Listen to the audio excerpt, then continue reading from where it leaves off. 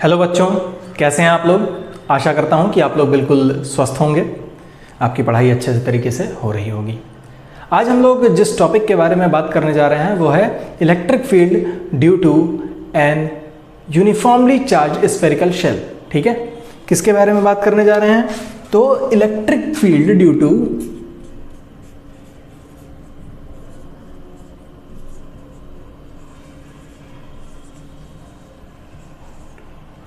a uniformly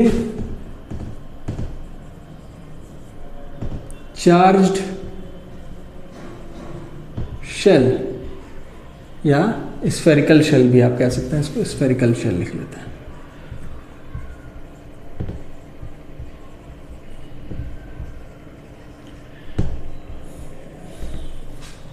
क्या है? एक स्फेरिकल शेल है जिसके ऊपर चार्ज का डिस्ट्रीब्यूशन कैसा है? यूनिफॉर्म डिस्ट्रीब्यूशन है।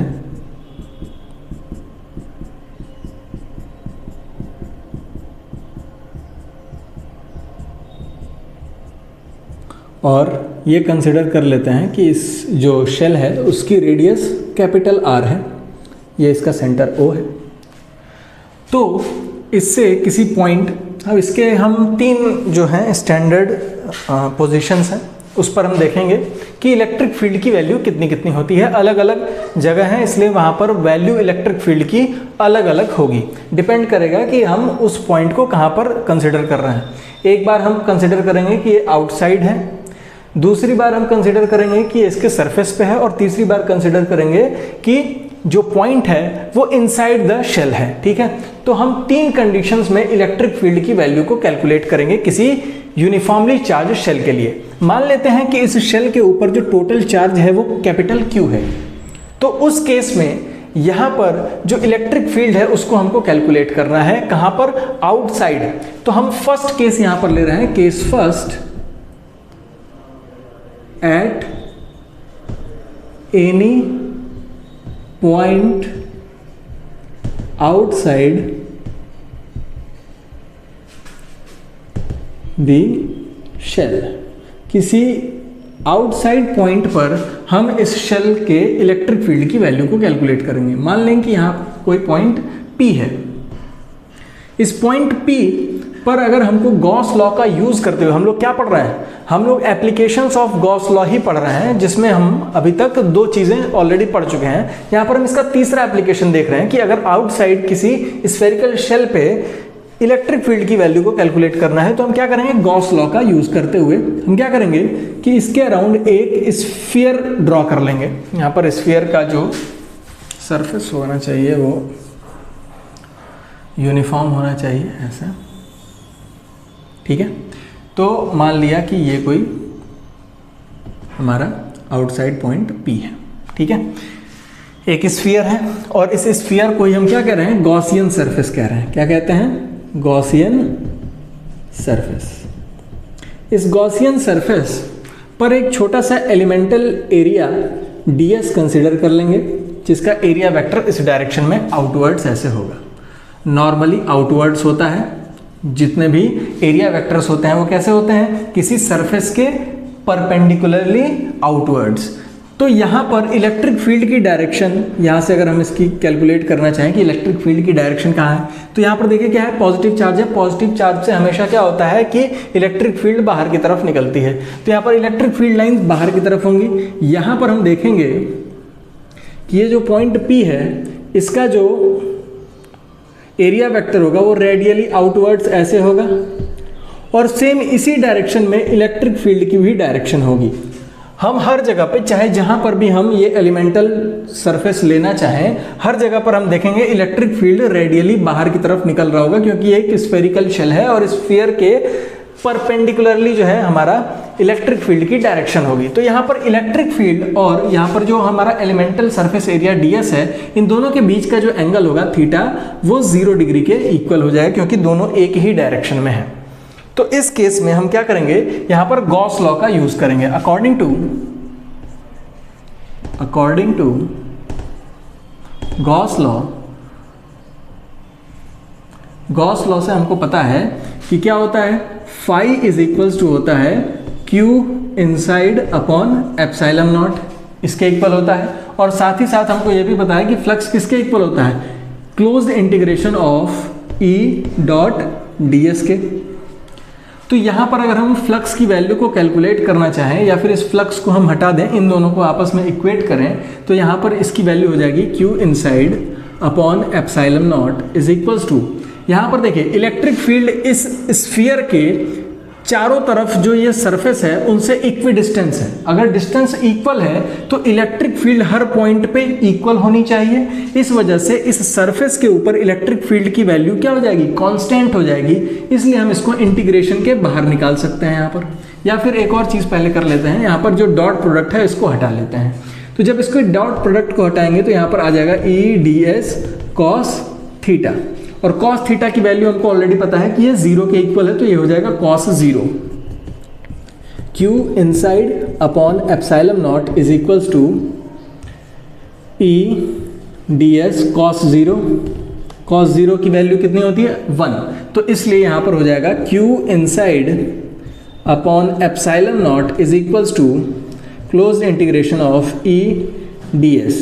यहाँ पर अभी आपको बताया गया कि इलेक्ट्रिक फील्ड जो होगी वो हर पॉइंट पे क्या होगी, कांस्टेंट होगी, इसलिए इलेक्ट्रिक फील्ड को हम इंटीग्रेशन से बाहर निकाल लेंगे। ये हो जाएगा Q inside upon epsilon not E integration of ds। ds किसका सरफेस एरिया है, तो ds जो है एक छोटा सा एलिमेंटल सरफेस एरिया है इस गॉसियन सरफेस का, और अगर इसका इंटीग्रेशन करेंगे तो ये टोटल गॉसियन सरफेस यहाँ पर हमको मिल जाएगा। तो इस गॉसियन सरफेस की वैल्यू किसके इक्वल हो जाएगी, एक स्फीयर है, इस वजह से इसकी वैल्यू जो होगी वो हो जाएगी 4 पाई r स्क्वायर के। ये 4 पाई r स्क्वायर क्या है, तो यहाँ से यहाँ तक इस पॉइंट P की डिस्टेंस है। ठीक है, हमने इसको कंसिडर कर लिया कि ये जो डिस्टेंस है वो स्मॉल r है, तो ये हो जाएगा 4 पाई r स्क्वायर। ये r का यूज नहीं करेंगे क्योंकि ये शेल की रेडियस है। ठीक है, अब यहाँ पर देखिए एक चीज और हमको यहाँ पर देखनी है कि ये जो Q इन है, Q इन किसके इनसाइड, ये जो हमारा गॉसियन सरफेस है इसके अंदर जो नेट चार्ज है उसकी वैल्यू को Q इनसाइड बताता है। तो यहाँ से अगर हम इसको कैलकुलेट करें तो ये हो जाएगा Q upon epsilon not is equals to E 4 pi r square. यहाँ से 4 पाई r स्क्वायर को हम क्या कर देंगे, क्रॉस मल्टीप्लाई करेंगे। क्रॉस मल्टीप्लाई करेंगे तो E की वैल्यू हो जाएगी 1 upon 4 pi epsilon not Q upon r square. ये वैल्यू आ गई यहाँ पर। तो ये हमारा हो गया expression for any point outside the charge spherical shell. किसी स्फेरिकल शेल के बाहर किसी पॉइंट पर इलेक्ट्रिक फील्ड की वैल्यू निकालनी हो तो इसकी वैल्यू कितनी होती है, 1/4 पाई epsilon not Q upon r square, जहां पर Q क्या है, नेट चार्ज उस शेल के ऊपर, उस शेल के ऊपर जितना नेट चार्ज होगा उसकी वैल्यू को हम Q से रिप्रेजेंट कर रहे हैं। एक और चीज यहां पर की जा सकती है, अब देखिए ये जो R है वो क्या है, इसके सेंटर से डिस्टेंस को मेजर किया गया है। कहां से मेजर किया गया है, इसके सेंटर से मेजर किया गया है। तो ऐसा भी तो हम ये कह सकते हैं कि ये जो हमारा फॉर्मूला निकल के आ रहा है, ये फॉर्मूला किस चीज को रिप्रेजेंट कर रहा है, ऐसा लग रहा है कि इसके सेंटर पर कोई चार्ज Q रखा हुआ है और उसकी वजह से किसी पॉइंट P पर हम इलेक्ट्रिक फील्ड की वैल्यू को कैलकुलेट कर रहे हैं। क्योंकि हम पॉइंट चार्ज के लिए भी फॉर्मूला जो निकालते हैं वो कितना आता है, 1/4 पाई epsilon not Q upon r square तो आता है। अब ये जो वैल्यू आ रही है वो किसके लिए, पॉइंट चार्ज के लिए। तो ऐसा लगेगा कि ये अगर स्फेरिकल शेल है तो उसके सेंटर पे कोई पॉइंट चार्ज Q रखा हुआ है जिसकी वजह से इलेक्ट्रिक फील्ड की वैल्यू इतनी आ रही है। ठीक है, ये हो गया आपका फर्स्ट एक्सप्रेशन। उसके बाद सेकेंड हम एक्सप्रेशन देखेंगे इसका, किसी ऐसे पॉइंट पे जो कि इस स्फेरिकल शेल के सरफेस के ऊपर है। ठीक है, तो सेकेंड केस इसका देखते हैं।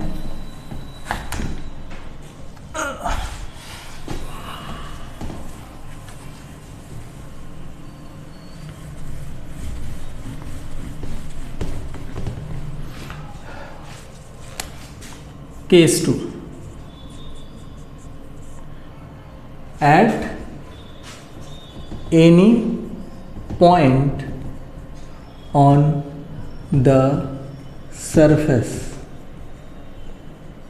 at any point on the surface of spherical shell, किसी स्फेरिकल शेल के सरफेस के ऊपर अगर हमको देखना है कि वहां पर नेट जो है इलेक्ट्रिक फील्ड की वैल्यू क्या होगी, तो देखिए यहां पर बच्चों जो हमारा स्फेरिकल शेल है इसके सरफेस पर ही ये पॉइंट P है और हमको पता है कि इसका रेडियस कितना है, कैपिटल R है। तो इस केस में ये जो हम स्मॉल r कंसीडर कर रहे थे वो किसके इक्वल हो जाएगा, कैपिटल R के इक्वल हो जाएगा। तो हम यहाँ पर लिख देंगे कि here R is approximately equal to R। उस केस में इलेक्ट्रिक फील्ड की वैल्यू क्या आ जाएगी, सीधे सीधे उस इक्वेशन में अगर हम वैल्यू को पुट कर दें तो 1/4 पाई epsilon not Q upon R square के इक्वल हो जाएगा। या फिर अगर हम इसको गॉस लॉ का यूज करते हुए इसकी वैल्यू को कैलकुलेट करना चाहें तो देखते हैं। हमको पता है कि गॉस लॉ क्या कहता है कि E dot D S is equal to किसके होगा, Q inside upon epsilon not. तो हम यहाँ पर एक गॉसियन सरफेस इसी सरफेस के ऊपर ड्रॉ कर देंगे जो कि इस पॉइंट P को अपने अंदर रखे हुए हैं। तो उस केस में यहाँ पर इलेक्ट्रिक फील्ड जो होगा इस पॉइंट पे हर एक जगह पे वो क्या होगा, हर एक पॉइंट पे वो, क्योंकि चार्ज जो है यूनिफॉर्मली डिस्ट्रीब्यूटेड है चार्ज Q, इस वजह से यहाँ पर जो इलेक्ट्रिक फील्ड होगा ये कांस्टेंट होगा और थीटा की वैल्यू 0 के इक्वल हो जाएगी। तो यहाँ पर हम ये E D S is equals to हम लिख सकते हैं Q अपॉन एप्सिलॉन नॉट। और हमको ऑलरेडी पता है कि ये जो ds जो है ये कहाँ पे है, इस सरफेस के ऊपर है। तो यहाँ पर अगर इसका हम इंटीग्रेशन करेंगे तो ये किसके इक्वल हो जाएगा, 4 पाई R स्क्वायर। यहाँ पर कैपिटल R स्क्वायर आ जाएगा तो ये हो जाएगा E into 4 pi capital R square Q upon epsilon not. इसलिए यहाँ पर इलेक्ट्रिक फील्ड की वैल्यू क्या आ जाएगी, 1/4 पाई epsilon not Q upon R square. तो यहाँ पर कैपिटल R स्क्वायर का यहाँ पर फॉर्मूला आ रहा है, वहां पर क्या आ रहा था, स्मॉल r आ रहा था। ये दोनों के बीच में डिफरेंस है। अब थर्ड केस हम देखेंगे, ये तो इजी था। अब थर्ड केस हम देखेंगे। थर्ड केस में हम क्या करते हैं कि उस पॉइंट को हम इस स्फेरिकल शेल के इनसाइड लेके आते हैं। पॉइंट P अगर मान लीजिए कि वो क्या हो, eight any point inside the sphere, किसी स्फीयर के इनसाइड हो। ये स्फेरिकल हमारा शेल हो गया, ठीक है।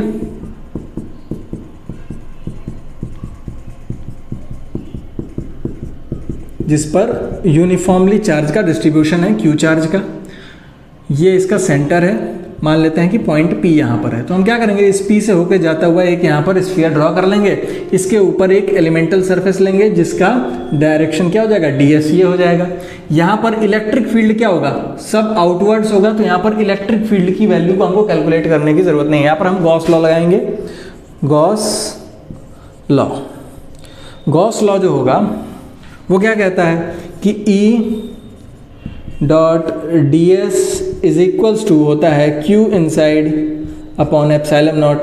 अब ये जो Q इनसाइड है वो हम किसकी बात कर रहे हैं, हम बात कर रहे हैं कि इस गॉसियन सरफेस के अंदर इलेक्ट्रिक फील्ड की बात हम कर रहे हैं। और हम देख रहे हैं कि ये जो चार्ज है वो कहाँ पे है, सारा का सारा इस सरफेस के आउटसाइड है। तो Q इनसाइड क्या हो जाएगा, 0 हो जाएगा। तो यहाँ पर इसकी वैल्यू क्या आ जाएगी, E dot D S is equals to 0 upon epsilon not. यहाँ से अगर हम बाकी सारी चीज़ों को निगलेक्ट करके इलेक्ट्रिक फील्ड की वैल्यू को निकालेंगे तो यहाँ पर E की वैल्यू क्या आ जाएगी, 0 के इक्वल आ जाएगी। ये हो गया हमारा third case, E is equals to 0। यानी कि इलेक्ट्रिक फील्ड अगर हम किसी अंदर के पॉइंट पर देखेंगे, इनसाइड पॉइंट पे देख रहे हैं, तो वहाँ पर इलेक्ट्रिक फील्ड की वैल्यू हमेशा 0 होती है। तो ये हो गया तीनों केसेस। कब, जब R is greater than capital R, when R is approximately equal to R and R is less than capital R। इन तीनों ही केस में, यानी कि आउटसाइड, एट द सरफेस और इनसाइड द सरफेस, तीनों ही केस में हमने इलेक्ट्रिक फील्ड की value को कैलकुलेट कर लिया है। अगर इन तीनों केस में अगर हम इसका ग्राफ ड्रॉ करें तो हम ग्राफ देखेंगे कि अगर इस y एक्सिस पे इलेक्ट्रिक फील्ड को और x एक्सिस पे हम डिस्टेंस को रिप्रेजेंट करते हैं, तो हम देखते हैं कि इनिशियली जबकि हम सरफेस तक जाते हैं तो हम देखते हैं इलेक्ट्रिक फील्ड की वैल्यू 0 है और R पर जो वैल्यू है वो इलेक्ट्रिक फील्ड की वैल्यू जो है वो मैक्सिमम है। और वो किसके इक्वल है, तो E is equals to 1/4πε0 Q upon r square के इक्वल है। और जैसे जैसे हम डिस्टेंस बढ़ाते जा रहे हैं, यहाँ पर हम देखेंगे इलेक्ट्रिक फील्ड की वैल्यू कम होती चली जा रही है। कुछ ऐसे जो है यहाँ पर इसका ग्राफ बन जाएगा। तो यहाँ पर हम देख रहे हैं कि इलेक्ट्रिक फील्ड जो है वो इन्वर्सली प्रोपोर्शनल है आर स्क्वायर के। जैसे जैसे डिस्टेंस बढ़ती जाएगी इलेक्ट्रिक फील्ड की वैल्यू कम होती चली जा रही है। ये हो गया आपका electric field due to uniformly charged spherical shell. आशा करता हूँ कि आप लोगों को ये चीज़ें समझ में आ गई होंगी।